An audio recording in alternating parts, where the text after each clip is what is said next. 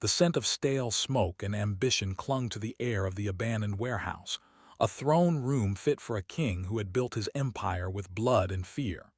Marcus King Johnson sat at the head of a scarred wooden table, his fingers steepled, his gaze sweeping over the faces of his lieutenants. Each man was a weapon he had forged, a story of violence he had written.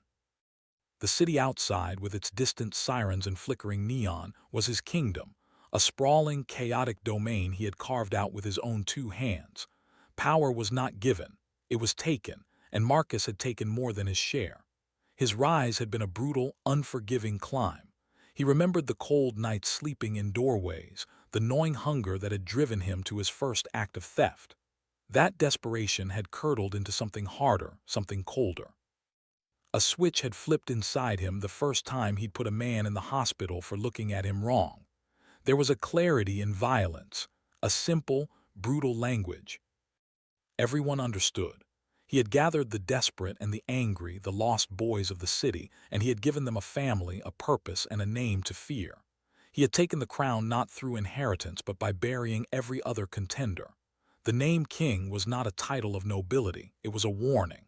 Tonight, however, the foundation of his kingdom felt less solid. The usual rhythm of the meeting was off. The laughter was a beat too quick, the eye contact a moment too brief.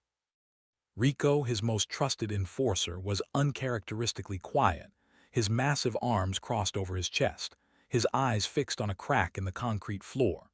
Deshawn, always the slick talker, was a little too eager, his words flowing like oil, smoothing over silences that should have been filled with the usual rough banter.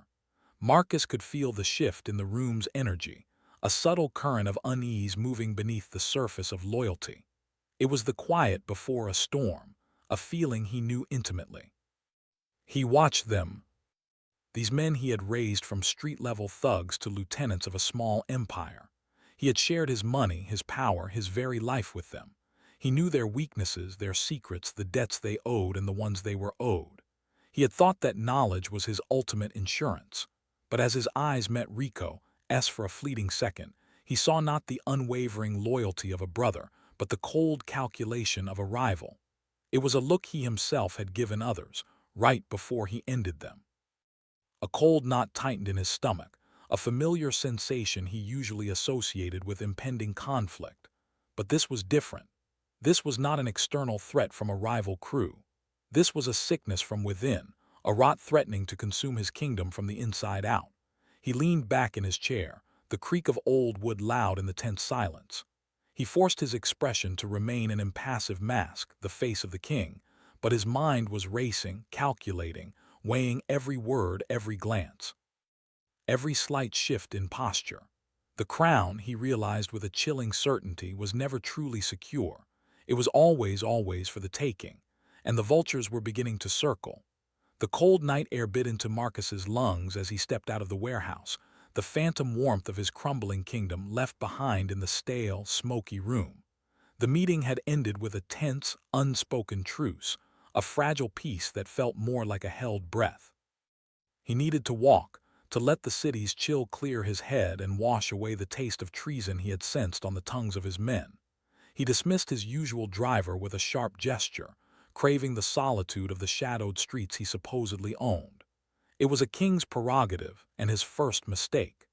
He turned into a narrow alley, a shortcut he had taken 100 times, a grimy vein running between two decaying brick buildings. The familiar scent of rotting garbage and wet concrete was a comfort, a part of his domain. His footsteps echoed, the only sound in the oppressive silence. It was the silence that finally pierced his brooding thoughts. The alley was never this quiet. The ever-present scuttling of rats was absent. The distant hum of the city had vanished, as if someone had thrown a soundproof blanket over the world. Then, the shadows moved. Figures detached themselves from the darkness, materializing from behind overflowing dumpsters and recessed doorways. They moved with a coordinated purpose that froze the blood in his veins. He recognized them instantly, Rico's hulking silhouette, Deshawn's lean frame, and two others from his inner circle. They formed a half-circle, blocking the alley's mouth. Their faces, once familiar, were now alien masks of grim resolve. There was no demand, no ultimatum. There was only the sudden, deafening roar of a gunshot that shattered the silence into a million screaming shards.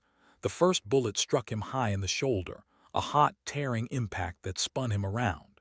The second hit his leg, buckling the limb beneath him and sending him crashing to the filthy, wet pavement. The world dissolved into a haze of agony and disbelief. He tried to rise, to curse them, to fight, but his body was no longer his to command. Rico stepped forward, his face a stone carving of indifference. The barrel of his pistol looked like the mouth of a well. Marcus saw his own reflection, distorted and small, in the man's cold eyes. The next shots came in a brutal, methodical volley. Each impact was an explosion of white-hot fire in his chest, his gut. He felt his ribs crack, his insides tear. The coppery taste of blood filled his mouth, thick and warm. As he lay there, his life pooling around him on the cold asphalt, his gaze locked onto Rico's. He tried to summon the old fury, the rage that had built his empire, but all he found was a vast, hollow emptiness. The names of his betrayers formed on his lips, not as a shout, but as a wet, guttural whisper, a curse carried on a bubble of blood. Rico Deshawn. The words were his final act of defiance, a king's last decree. The footsteps of his former brothers faded, leaving him alone in the crushing silence. The cold of the pavement seeped into his bones, a chill far deeper than the night air. He felt his consciousness fraying at the edges, the searing pain beginning to dull into a distant, numb throbbing. The neon glow from the street at the end of the alley blurred into a smear of meaningless color. This was how it ended. Not in a blaze of glory, not in a war for his crown, but in a filthy alley, discarded by the very men he had made. The weight of his life, of every brutal choice and every terrified face, pressed down on him, pushing him into the welcoming, final dark. The darkness was not empty. It was a suffocating ocean of memory and regret, each wave crashing over him with the weight of a life misspent. Faces he had ruined, lives he had shattered, the cold gleam of fear in a rival's eyes, they all swirled in the void.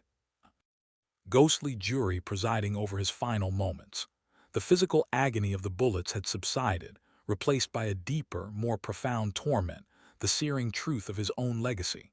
He was drowning in it, pulled down into the abyss by the anchors of his own sins. This was the hell he had always suspected awaited him, a personal damnation tailored by his own hands.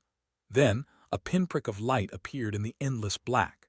It was not the harsh glare of a street lamp or the sterile glow of a hospital bulb.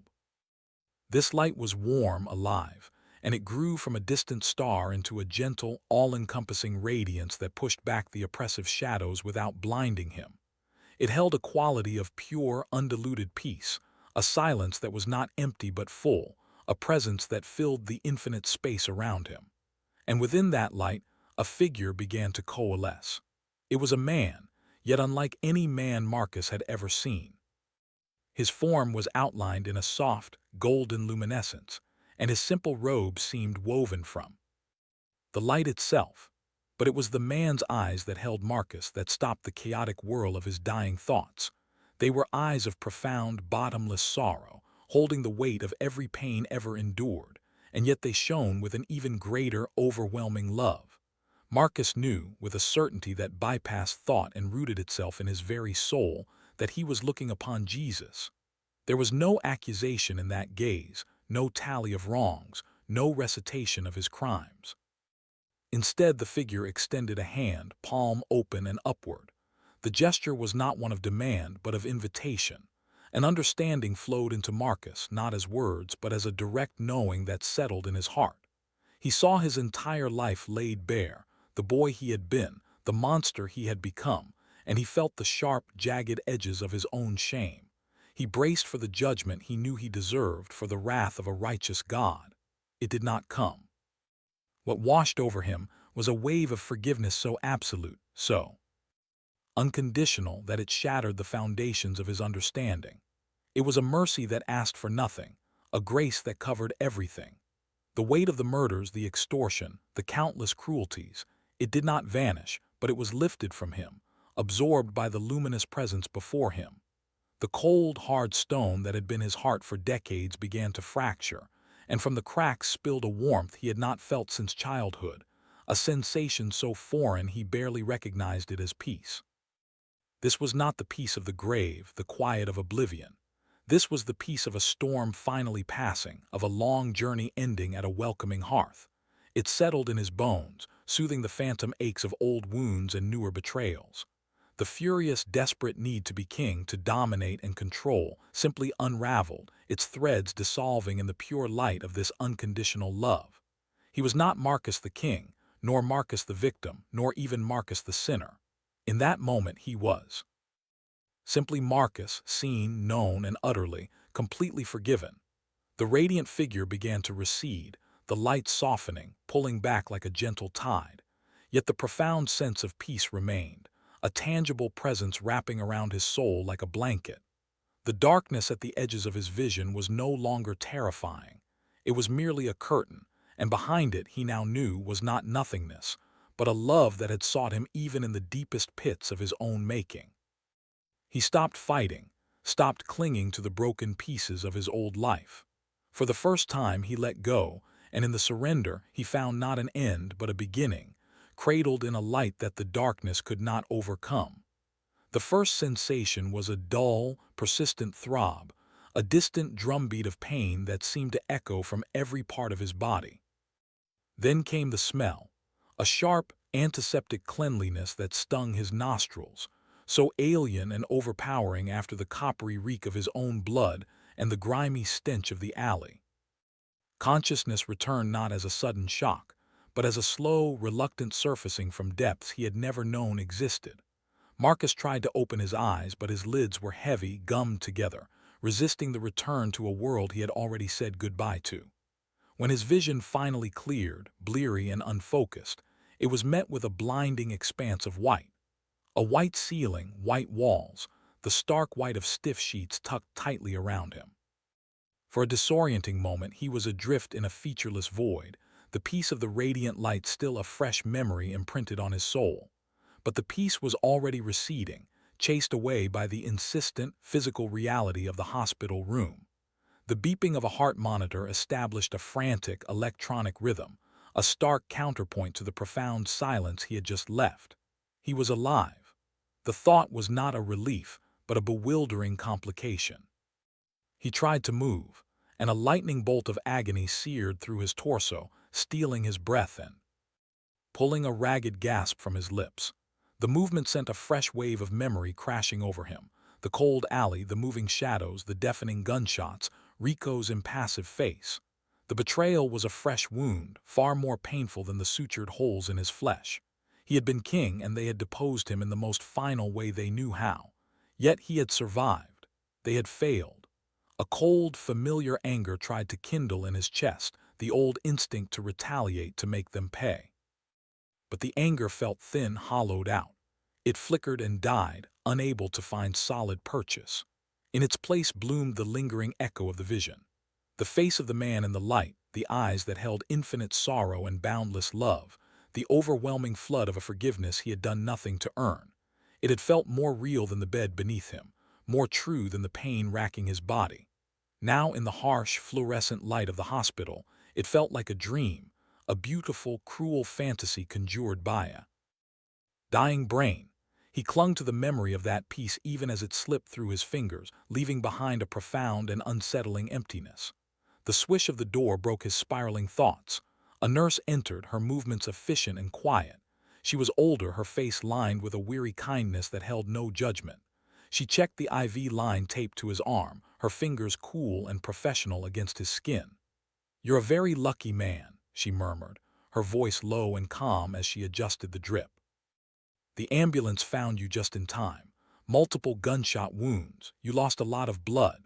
He watched her, this stranger tending to the wreckage of his body, and felt a bizarre disconnect. Lucky. The word was absurd. He was a man lying in a hospital bed, betrayed and broken, his entire life in ruins. What part of that was luck? He wanted to scoff, to tell her exactly what kind of man he was, to see that kindness curdle into fear or disgust. But the words wouldn't come. He just stared, his mind a tangled knot of alleyway violence and celestial light, of searing pain and impossible peace. As she finished her checks and made a note on his chart, her presence seemed to anchor him more firmly in the sterile room. The vision was receding, becoming a shimmering mirage on the horizon of his consciousness. Yet its residue remained, a single, undeniable truth lodged in his heart like a splinter of that divine light. He was alive. And the man who had been left to die in that alley, the king who ruled by fear, was gone. What or who had taken his place was a terrifying and unanswered question, one that haunted the sterile white silence of the room far more than any ghost of his violent past. The door clicked shut behind the nurse, sealing Marcus in a tomb of sterile quiet. The rhythmic beep of the monitor was a metronome counting out the seconds of a life he was never supposed to have, a stark, electronic reminder that his body had stubbornly refused the death sentence handed. Down in the alley, he was alone, truly alone for the first time since the light had found him in the darkness. And in that solitude, the memory of the vision returned with the force of a physical blow, so vivid it stole the air from his lungs. He could still feel it, the warmth that had no source, the peace that had cradled his shattered soul. He could see the eyes, those impossible eyes that had looked upon the totality of his ruin and seen not a monster to be condemned, but a lost son to be welcomed home. The words, if they had been words, echoed in the hollows of his mind. "You are forgiven." They were not a gentle suggestion but a divine decree, an absolution so complete it felt like a demolition of his entire world. Every brick of his identity, laid with cruelty and cemented with blood, had been shaken loose. And now, the rubble of that old life pressed down on him with a weight more crushing than any physical pain. The memory of the light brought not comfort but a searing, unbearable clarity. His mind, no longer clouded by the immediacy of survival or the haze of medication, began to project a grisly newsreel of his past onto the blank white ceiling. He saw the face of the first man he had ever killed, a rival dealer named Leon, the shock in his eyes freezing into a permanent mask.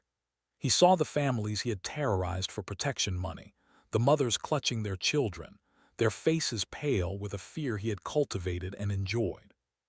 He saw the broken bodies of those who had defied him, left as warnings in alleyways not so different from the one where he himself had fallen. Each memory was a fresh cut, and the forgiveness he had been offered felt like salt being rubbed into the wound. How could it be so easily given? The debt was too vast, the ledger too stained with red. He was a man who had built a throne on a foundation of graves. Mercy felt like an ill-fitting garment, a costume for a saint that he was trying to pull over the shoulders of a killer. A part of him, the old hard part that had kept him alive for so long, rebelled. It whispered that this was weakness, a final surrender.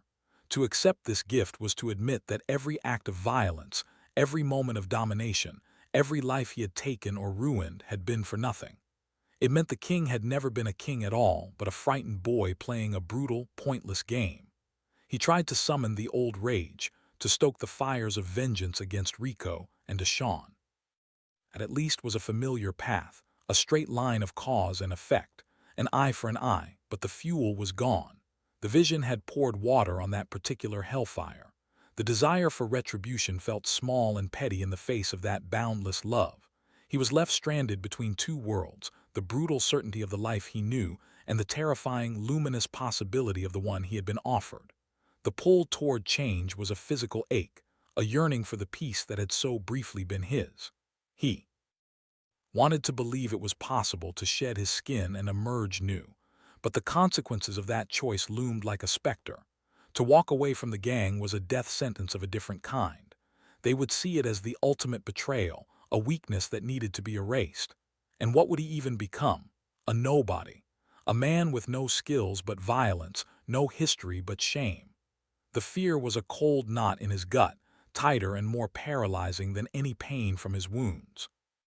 He lay there for a long time, suspended between the man he had been and the man he might become, crushed by the weight of a mercy he could not comprehend and a past he could not outrun. The beeping of the monitor seemed to ask the question over and over, a relentless electronic prayer. What now? What now? What now? And in the quiet of his heart, where the light had briefly touched, there was no answer, only the terrifying, open space of a second chance. The sterile hush of the hospital room was shattered by the sound of the door swinging open with a force that was anything but medical. A man stood in the doorway, his silhouette sharp and familiar against the bright hallway lights. He was lean and wiry, dressed in a dark leather jacket that smelled of cigarette smoke and the street. It was Javier, a lieutenant from the Vipers, a rival crew Marcus had warred with for years. A jagged scar, a souvenir from a long-ago knife fight with one of Marcus's own men, ran from his temple to his jaw, pulling his mouth into a permanent, mocking smirk. He moved into the room with a predator's grace, his eyes scanning the medical equipment, the IV stand, the pale, broken figure in the bed, with undisguised satisfaction. Javier came to a stop at the foot of the bed, his gaze a physical weight.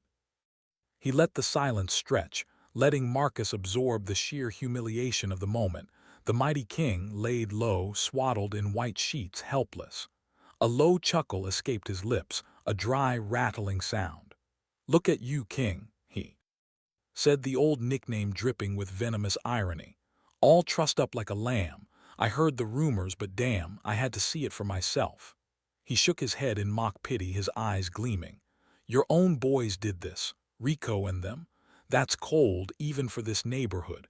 Guess the crown got a little too heavy, huh?" Every word was a carefully aimed dart, designed to provoke the old Marcus, the one who would have erupted from the bed with a roar, who would have found a way to wrap his hands around Javier's throat no matter the pain.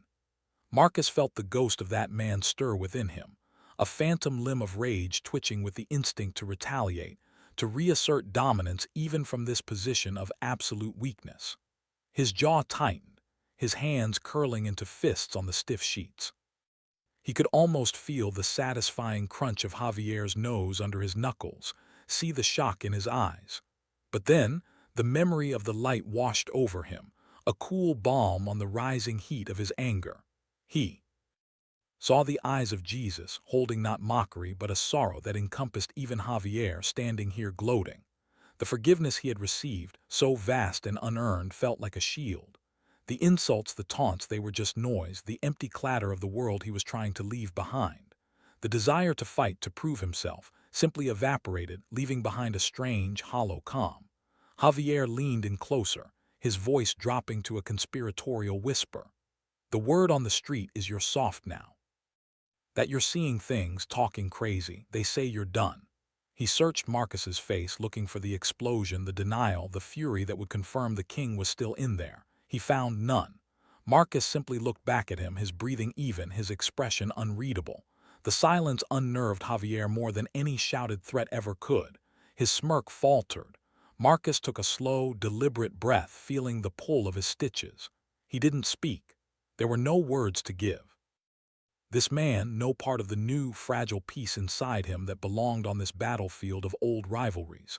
He simply held Javier's gaze, his own eyes clear and steady, devoid of the hatred that had once defined their every interaction. It was not a look of submission, but of disconnection. He was no longer a player in this game. Javier took a half step back, thrown by the lack of reaction. The script had been broken. The taunts had fallen on deaf ears, the provocations had found no purchase. He had come to kick a dying dog and found instead a man who was simply at peace. It was baffling, infuriating. He straightened his jacket, the leather creaking in the quiet room. "Yeah, well," he muttered, the bravado gone from his voice, replaced by a confused irritation. "You take care of yourself, king." The title this time held no mockery, only a bewildered finality. He turned and left, his footsteps echoing down the hall, the sound fading into the hospital's ambient hum. Marcus let out breath he hadn't realized he'd been holding. He looked down at his own hands, the fists now relaxed, lying open and passive on the sheets. A profound sense of wonder bloomed within him. He had faced an enemy, an embodiment of his violent past, and he had not fought. He had not raged. He had simply been. The calm that had settled over him was not weakness. It was a strength of a kind he had never known, a fortress that silence and peace had built where once only anger and fear had resided. The visitor from the past had come to confirm the death of the king, and in doing so had borne witness to the quiet, astonishing birth of something new. The echo of Javier's visit lingered in the room like a dissipating smoke, leaving behind a strange and potent clarity.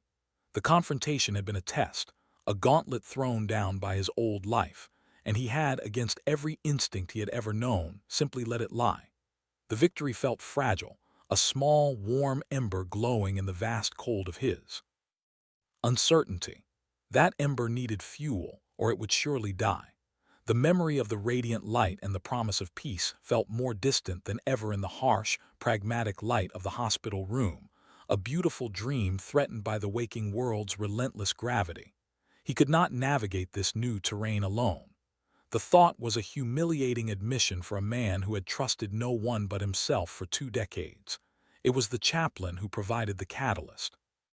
The man made quiet, unobtrusive rounds, a gentle presence in a place of crisis. He was younger than Marcus had expected, with kind eyes and a calm demeanor that seemed untouched by the suffering surrounding him. He would stop by the door, offer a soft smile and a nod, but never pushed, never intruded. For days, Marcus had watched him, his pride building a wall of silence. Asking for help was a language he had never learned. Vulnerability was a currency he had spent a lifetime devaluing. But the ember of peace was worth more than his pride. One afternoon, as the chaplain paused by his doorway, Marcus gave a curt, almost imperceptible nod. It was less an invitation and more a surrender. The chaplain entered, his movements quiet and respectful. He pulled a chair close to the bed, but not too close, maintaining a careful, non-threatening distance. Marcus's throat was dry, the words feeling like shards of glass. He stared at the blank wall opposite his bed, unable to meet the chaplain's gaze. "They say man can change," he began, his voice a low, gravelly rasp. It was not a question, but a statement thrown out like a challenge, daring the universe to contradict him. The chaplain remained silent for a moment, allowing the words to hang in the air. "They do," he finally replied, his voice as calm as still water. "It's at the very heart of faith." Marcus's jaw tightened. Faith. It was a word from a foreign language. His world had been built on certainty, the certainty of violence, the certainty of betrayal. Certainty of cause and effect. What if the things he's done, the person he was? He trailed off, his mind flashing to Leon's frozen face, to the terrified families, to the cold finality in Rico's eyes. The weight of it threatened to crush the nascent hope in his chest. What if the debt is too big? He risked a glance at the chaplain, expecting to see judgment or worse, pity. He saw neither. The man's expression was one of deep, patient listening. "Redemption isn't about balancing a ledger," he said softly. "It's not about earning your way out of debt. It's about accepting a gift that has already been paid for. It's about being made new." The words resonated with the memory of the vision, the unconditional forgiveness, the love that asked for nothing. But the intellectual chasm was vast. His pride, the stubborn core of his old self, bristled. Accepting a gift felt like accepting charity, like admitting he had nothing of his own to offer. He was a man of action, of transactions. This concept of grace felt passive, weak. "So a man just says he's sorry and that's it?" Marcus asked, a hint of the old cynicism creeping into his tone. "He just gets to walk away from it all?" The question was a defense, a way to poke holes in this fragile new reality, to find the catch, the fine print in the contract of salvation. The chaplain smiled, a gentle, knowing expression. "Saying sorry is the first step, but it's not the last. Walking away is just the beginning of a different path. It's a daily choice. It takes more courage, I think, to choose mercy than it does to choose violence." The words landed with the force of truth. The fight in the alley had required a brutal, fleeting courage. The confrontation with Javier had required something else entirely, a strength born not of fury but of stillness. Marcus fell silent, the internal battle raging. He wanted to believe, to grasp this lifeline, but his pride was a heavy anchor, holding him fast to the seabed of his old life. He had taken the first, trembling step by calling the chaplain over, by giving voice to the questions tormenting his soul. But the next step, the step of true, humble acceptance, felt like a canyon he could not leap. He looked down at his own hands, the hands that had dealt so much pain, and wondered if they were capable of holding onto something as delicate, as powerful as faith. The quiet rhythm of the hospital, the distant murmur of nurses and the steady beep of his monitor, had lulled Marcus into a fragile sense of sanctuary. The chaplain's words about courage and mercy were still echoing in his mind, a fragile scaffold being built over the chasm of his past. But the world he was trying to leave behind was not done with him. It arrived not with a whisper, but with the heavy, deliberate sound of boots on linoleum, a cadence he knew as well as his own heartbeat. The door to his room, usually a boundary between his painful present and his violent history, was pushed open without. Ceremony and the sanctuary was violated. They filled the doorway, three of them. Rico, massive and impassive, his presence sucking the air from the room. Deshawn, sleek and smirking, his eyes cataloging the hospital room with a predator's disdain. And a younger enforcer named Trey, whose loyalty had always been to the strongest hand. They were a living fragment of his old life, a delegation from the kingdom of fear he had once ruled. They wore their street clothes like armor, and the scent of the outside world they brought with them, cigarette smoke, cheap cologne, the faint, metallic tang of concealed weapons, was a brutal assault on the sterile environment. Rico stepped forward, his shadow falling across the bed. He didn't look at the IV stand or the bandages. His gaze was fixed solely on Marcus, cold and assessing. "Look at you, Marcus," he said, his voice a low rumble that held no warmth, only a businesslike finality. Lying here playing invalid, he let the silence hang, a tactic Marcus himself had perfected. "The streets are getting restless. Your little vacation has created a power vacuum. The vipers are getting bold. We need our king back." The words were not a request.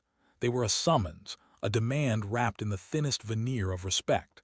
Marcus felt the old patterns click into place, the instinct to command, to reassert his authority over these men. His heart hammered against his ribs, a frantic drumbeat that had nothing to do with his healing wounds and everything to do with the sudden, suffocating proximity of his past. Deshawn moved to Rico's side, his smile a sharp white slash. "It's simple, boss. You get out of this bed. You come back. You remind everyone who runs these blocks. We handle the vipers like we always do." His eyes glinted with a familiar hunger. "The money's still good. The power's still there for the taking. This." He gestured dismissively at the hospital room. "This isn't you. This is a convalescence, not a retirement, Marcus's." Mouth went dry. The temptation was a physical pull, a siren song of the only identity he had ever known. To be king again was to be safe, to be feared, to be someone. The alternative was to be nothing, a ghost haunting the edges of a world that had already spat him out. He could feel the old persona, the hard shell of the king, waiting to be slipped back on, a familiar, if blood-stained, coat. But then he looked past their demanding faces, past the threat in their posture, and he saw them not as his lieutenants but as lost men. Rico, whose loyalty had always been to power itself. Deshawn, a creature of pure ambition. They were trapped in the same cycle he had just escaped, chained to a throne that was nothing more than a gilded cage. The memory of the light of the profound peace that had offered him a key to that cage surged within him. It was a fragile thing, that peace, a tiny flame guttering in the wind of their presence, but it had not gone out. He took a slow, painful breath, feeling the pull of his stitches as a reminder of the cost of that old life. He would not go back. He could not. The resolve, born of divine encounter and nurtured in quiet desperation, solidified into something unshakable. He met Rico's gaze, and for the first time he did not see a subordinate or a betrayer but a man he was choosing to leave behind. "No," Marcus said. The word was quiet, barely more than a whisper, but it landed in the room with the force of a gunshot. Rico's expression did not change, but a new, dangerous stillness settled over him. Deshawn's smirk vanished, replaced by cold disbelief. "What did you say?" Deshawn hissed, taking a step closer to the bed. Marcus did not look away from Rico. "I'm done." The words were clearer now, fueled by a courage that was not his own. "That life, it's over for me." The silence that followed was thick and volatile. Trey shifted his weight, his hand drifting unconsciously toward his waistband. Rico's eyes narrowed, and Marcus could see the calculations happening behind them, the risk, the mess, the complication of forcing a broken man or making him disappear from a hospital. The threat was a palpable thing, a promise of violence hanging in the antiseptic air. But Marcus held his ground, his newfound resolve a shield against their silent threats. He was clinging to the promise of a different kind of strength, the courage the chaplain had spoken of. He was no longer their king, and their threats held no power over the man he was struggling to become. He had faced the shadows at his door, and for the first time, he had not answered them with shadows of his own. The confrontation with his former crew had left Marcus's nerves frayed, the phantom echoes of their threats lingering long after their heavy footsteps had faded down the hall. The hospital room, once a sterile sanctuary, now felt like a cage with its door hanging open, the world outside both a promise and a peril. He existed in a state of heightened alert, every swish of the door making his heart stutter, every unfamiliar voice in the corridor a potential herald of the violence he had just renounced. The peace he had found felt like a distant country, and he was a weary traveler lost in a dangerous borderland. It was on the third day after their visit that the test arrived, not with the bravado of a gang delegation, but with the quiet, shuffling steps of a single man. The door eased open to reveal a figure Marcus had never expected to see again, a sight that sent a jolt of pure, undiluted adrenaline through his system. It was Leo, the young, twitchy lookout who had been with Rico that night in the alley, the one who had held the flickering flashlight, his face a pale, nervous moon in the darkness, while Rico fired the shots that should have ended Marcus's life. Leo stood there now, looking smaller and more fragile without the cover of night and his crew around him. His hands were shoved deep into his pockets, his shoulders hunched, his eyes wide with a terror that had nothing to do with the hospital and everything to do with the man in the bed. He had come alone, unarmed, a mouse walking into the lion's den. He stammered out an apology, a rehearsed, trembling speech about following orders, about being afraid, about how Rico had forced his hand. The words were a pathetic shield against the judgment he clearly expected. He was here to beg for his life, anticipating that a bedridden Marcus was still a vengeful Marcus, that the king would simply postpone his retribution. And for a breathtaking moment, the king stirred. A cold, familiar fury ignited in Marcus's chest, a primal urge to reach out and snuff out this trembling life, to finally exert control over one of the architects of his ruin. The memory of the alley was a film reel playing behind his eyes, the cold pavement, the searing fire of the bullets, the taste of his own blood. This boy had been a part of that. He deserved to pay. He deserved to feel a fraction of the agony Marcus had endured. The old law of the street, the only law he had ever truly respected, demanded an eye for an eye. He looked at Leo, at the raw, undisguised fear in his eyes, and he saw not a rival, but a reflection of his own younger self, scared, desperate, following a stronger man down a dark path with no idea of the cost. The rage crested, a towering wave about to crash, and then it simply broke against the immovable rock of the memory that had rewired his soul. The radiant light, the eyes of infinite compassion, the words of unconditional forgiveness that had been spoken over a man far more guilty than this terrified boy. The forgiveness he had received so freely was not his to hoard. It was a river that had to flow through him to others, or it would stagnate and die within him. The internal battle was violent and silent, a war fought in the space of a single held breath. The old Marcus screamed for blood. The new man, the one born in light, reached for grace. He felt the choice like a physical turning, a pivot on the axis of his very being. The desire for revenge did not vanish, but it was overshadowed, rendered small and petty by the vastness of the mercy he had been shown. He let out a long, slow breath, the tension draining from his body, leaving him feeling hollowed out and utterly spent. He looked at Leo, and his gaze was no longer that of a predator, but of a man who understood the terrible weight of a misspent life.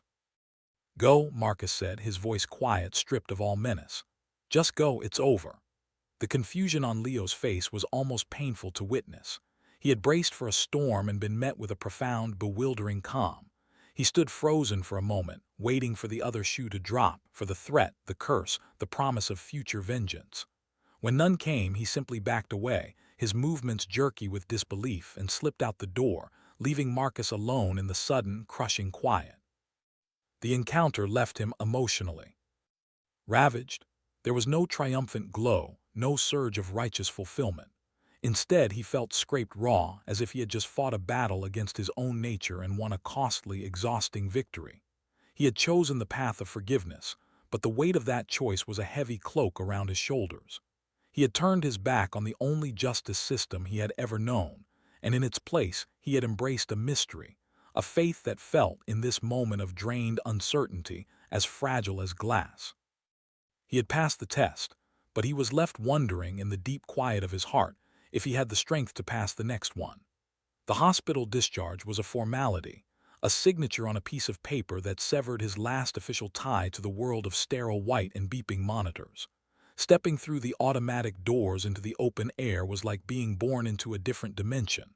The city's sounds were a roaring, chaotic symphony after the hushed tones of the ward, blaring car horns, the distant wail of a siren, the rumble of a bus engine. Sunlight, real and unfiltered by grimy windows, felt abrasive on his skin. He stood on the sidewalk for a long moment, a ghost in a borrowed coat, feeling profoundly displaced.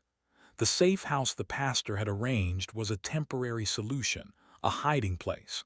What he needed, with a desperation that was a physical ache, was a sanctuary. His feet, moving with a will of their own, carried him away from the bustling main thoroughfares and into the quieter, older heart of the neighborhood. The buildings here were made of weathered stone and stubborn faith, their foundations sunk deep into the city's history. And then he saw it, a small, stone church nestled between a laundromat and a boarded-up storefront. Its stained glass windows were dusty, one pane cracked and repaired with tape, but the simple wooden cross above the door stood straight and sure against the pale blue sky. It was not grand or imposing, it was enduring. It was a place that had seen generations of sorrow and hope, and it had not crumbled. He pushed open the heavy oak door and stepped inside. The change was immediate and profound. The cacophony of the street vanished, replaced by a deep, resonant silence that felt like a physical presence. The air was cool and carried the faint, sweet scent of old wood, beeswax, and lingering incense. Shafts of multicolored light streamed through the stained glass, painting the worn wooden pews and stone floor in hues of ruby, sapphire, and gold. Dust motes danced in the sunbeams like tiny, blessed spirits. He stood at the back, his breathing slowing, the frantic pulse in his throat finally calming. This was not a hiding place. This was a refuge. He made his way down the center aisle, his footsteps echoing softly in the vast quiet. He slid into a pew near the front, the wood smooth and cool beneath his hands. He didn't know how to pray, not really. The tentative words he had whispered in his hospital bed felt inadequate here in the palpable presence of the sacred. So he simply sat, his head bowed, and let the silence wash over him.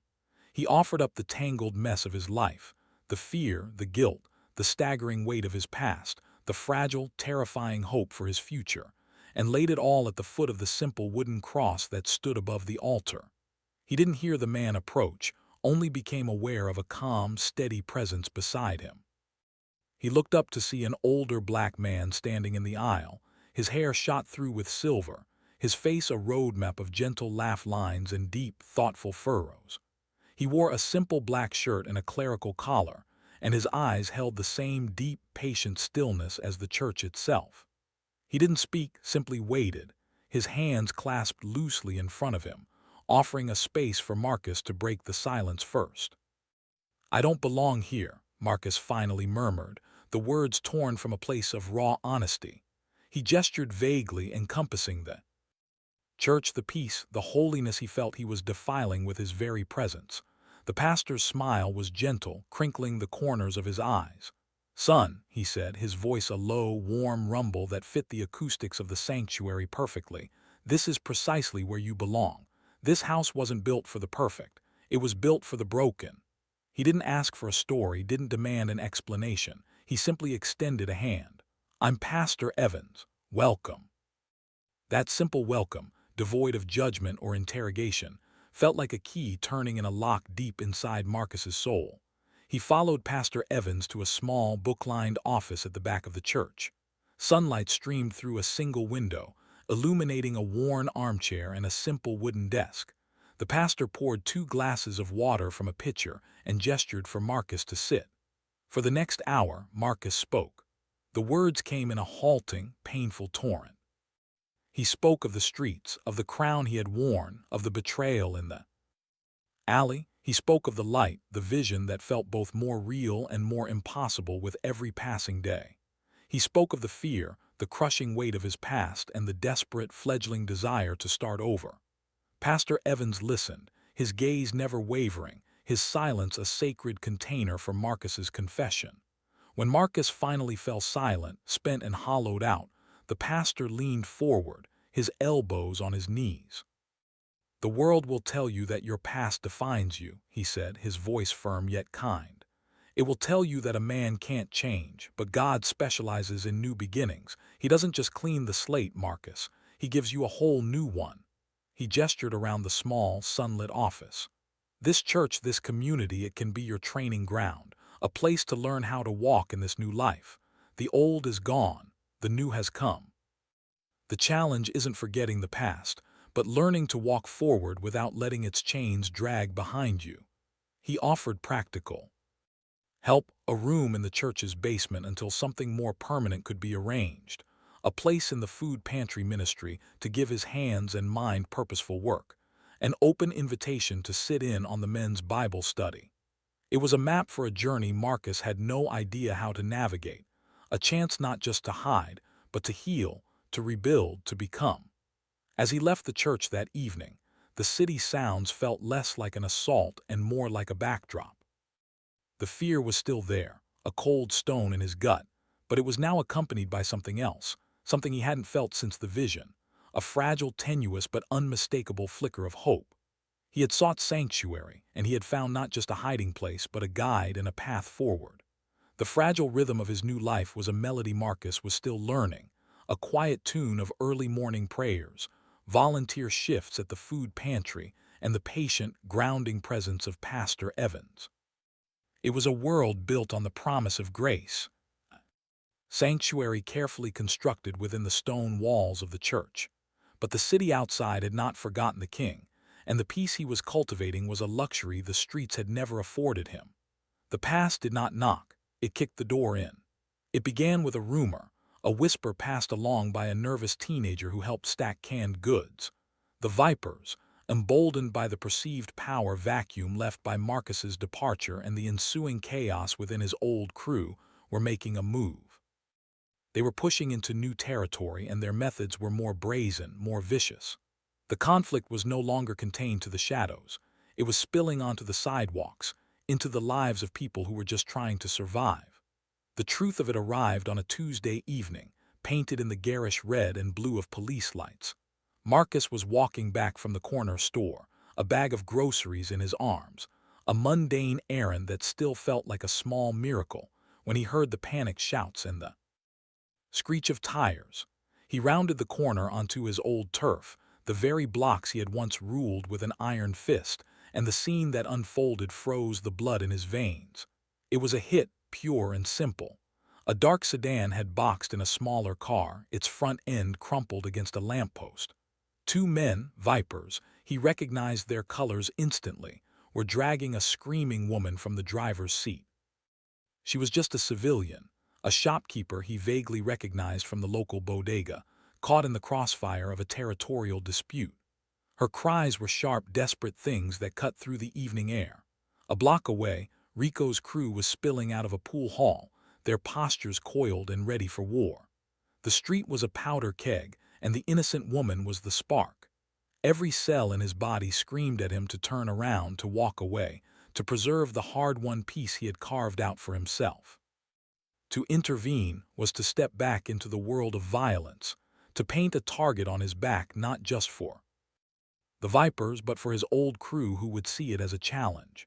It was to risk everything, the sanctuary of the church, the guidance of the pastor, the fragile sense of self he was building. The price of staying out, of preserving his own peace, was this woman's safety, perhaps her life. He stood there for a heartbeat, suspended between 2 futures. He saw the path of the new man, the one of prayer and quiet service, a life lived within the safe, stone walls. And he saw the ghost of the king, the man who would have waded into that chaos without a second thought, who would have ended the threat with brutal, efficient force. But he was neither of those men now. He was something in between, a man forged in betrayal and remade in light, and his choice would define which path he ultimately walked. He dropped the grocery bag. The sound of shattering glass from a jar of pasta sauce was lost in the chaos. He did not run. He did not shout. He simply started walking, his steps steady and deliberate, moving directly into the heart of the storm. He walked past the advancing members of his old crew, ignoring their shocked stares and muttered curses. He walked directly toward the vipers who had the woman, his hands held out to his sides, empty and open. Their attention snapped to him. The recognition in their eyes was instant, a mix of shock, confusion, and simmering hatred. One of them raised a gun, the barrel wavering between Marcus and the terrified woman. The old fury, the desire to lash out, to dominate, tried to rise in his chest, but he pushed it down, drowning it in the memory of the peace that had found him in the darkness. He kept his gaze locked on the man with the gun, his expression not one of threat but of a weary, profound resolve. "Let her go," he said, his voice low but carrying, a tone of command that needed no volume. "This is between crews. She has no part in it. Let her go and you can deal with me." The standoff stretched, seconds feeling like hours. The woman sobbed, her body trembling. The viper with the gun glanced at his partner, uncertainty flickering in his eyes. The legend of the king was a powerful thing, even now standing before them unarmed and outnumbered. To them this was not an act of peace. It was an act of supreme, reckless confidence. They saw not a man seeking to protect, but a king reasserting his dominion. Finally, with a sharp jerk of his head, the gunman signaled to his partner. They released the woman, shoving her toward the sidewalk. She stumbled, then scrambled away, her cries fading as she fled around a corner.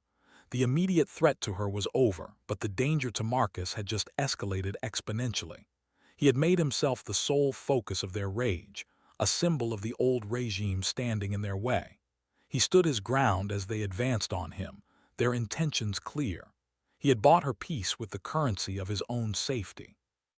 This was the true price of the peace he sought, not a quiet life hidden away, but the courage to stand in the breach, to protect the innocent even when it cost him everything he had gained. He closed his eyes for a second, not in fear, but in a final, silent prayer, feeling the cold shadow of violence fall over him once more, a shadow he had chosen to enter so that another could walk in the light. The pale light of dawn was just beginning to bleed into the sky, staining the edges of the city's silhouette with hues of rose and gold. Marcus stood at the window of the small room the church had provided, watching the night relinquish its hold. Below, the streets were quiet, the usual cacophony of the city still hours away. This was the hour he had come to cherish, a sacred space between darkness and day that mirrored the journey of his own soul. The confrontation with the vipers had left its marks, a fresh set of bruises blooming across his ribs, a deeper weariness in his bones, but it had also forged something unshakable within him.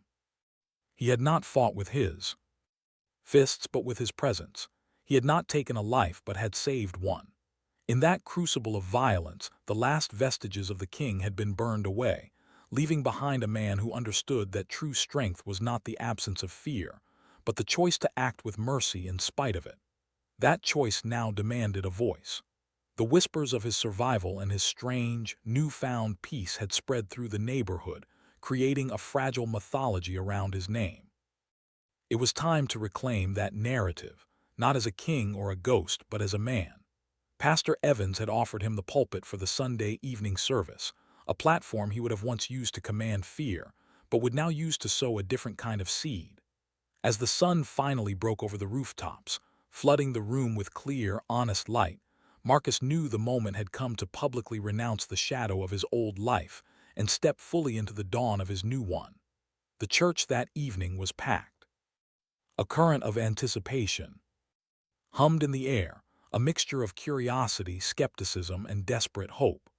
The pews were filled with faces he recognized from the streets, shopkeepers, mothers holding children too tightly, young men with hard eyes who lingered near the back, their postures defensive.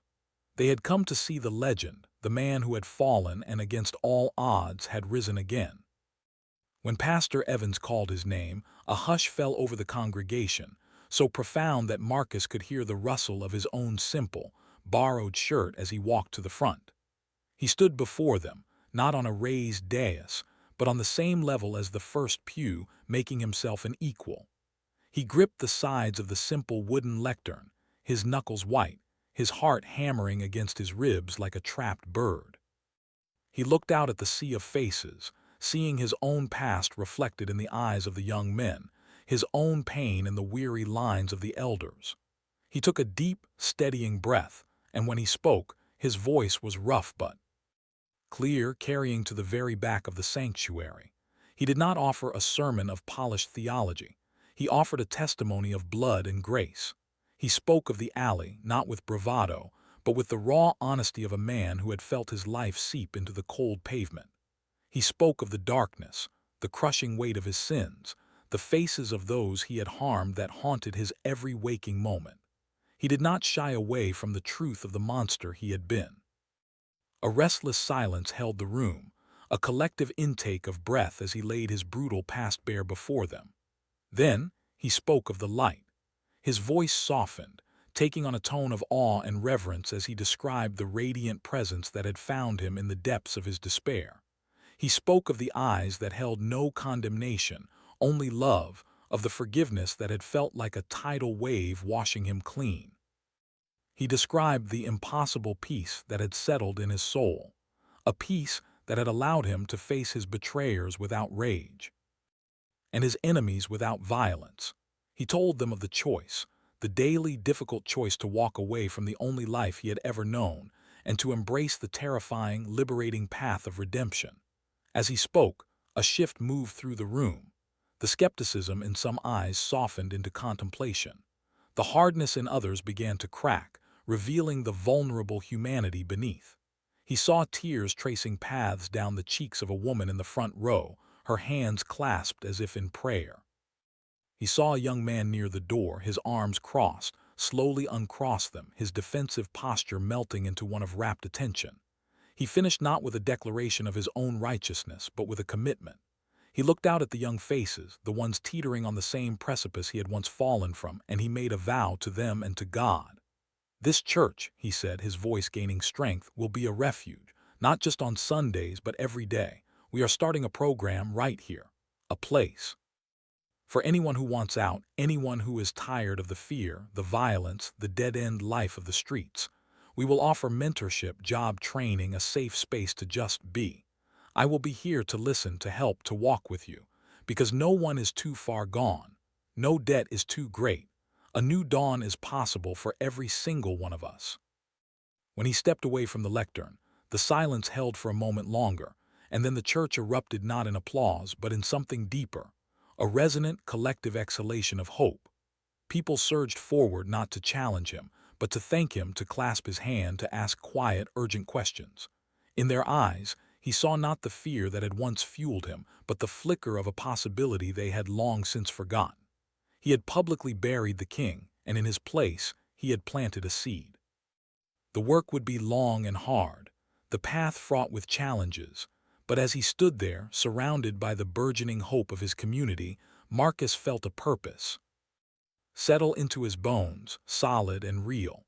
His hard-won redemption was no longer just a personal peace. It was a beacon, guiding others toward their